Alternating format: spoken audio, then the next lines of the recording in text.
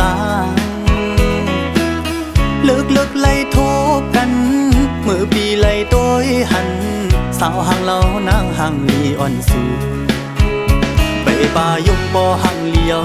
ชิงมือสายปีไล่มาหกหญ้าต่อสู่นาสายตาส่องเส้นตุ้มเตือกันพ้องยามน้องขึ้นตัวอยากว่ายมาผู้เจอก็ต้องย้อนสิ่งหลังเกอกเยาเอาพี่เมาตั้งห่างลีอ่อนสู่อันนั่งน้องยุ่มในนั้นทุกตาสายปีและมีตั้งเสื้อหน้านาก้อยกาว่ายามเลี้ยวไหนยังไปหูจักมือคือกันย้อนเปิดในเสื้ออยู่ก็เสื้ออำยิ้มก็ป้าเป็นกำเคยลัดเธอนางน้องหูถึงอยู่หลองกินกับเนยเจอสั่งเป็นเลยเคยย้อนหักสู่ตอนปนลองตั้งมืดคือกว่ากลางใจสู่นางน้องตีลัดว่าเจิงหือล้อมลักมองยินความขอตอบสู่ส่งเดหักเลยกุนเหมือนพี่ส่งเดพร้อมเลยเคยย้อนตั้งหักอ่อนสู่นา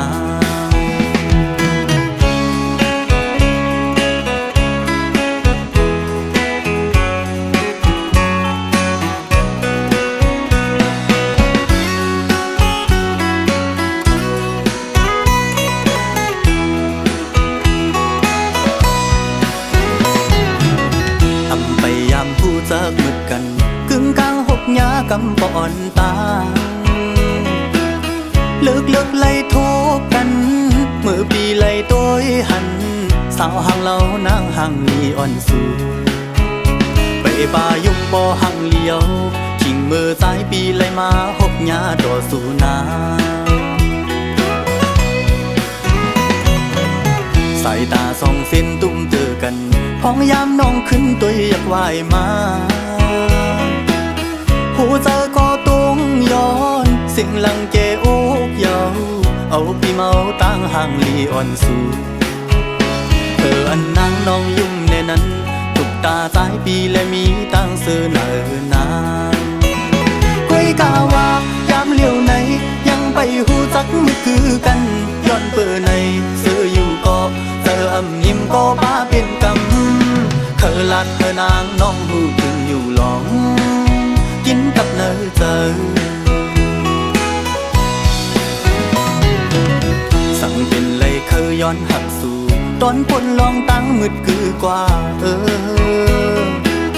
กลางใจสู่นางน้องตีลัดว่าเจิงหือล้อมลักมองยินความขอตอบสู่สองเดหักเลยกุนเหมือนพี่สองเดพร้อมเลยเคยย้อนตั้งหักอ่อนสู่นา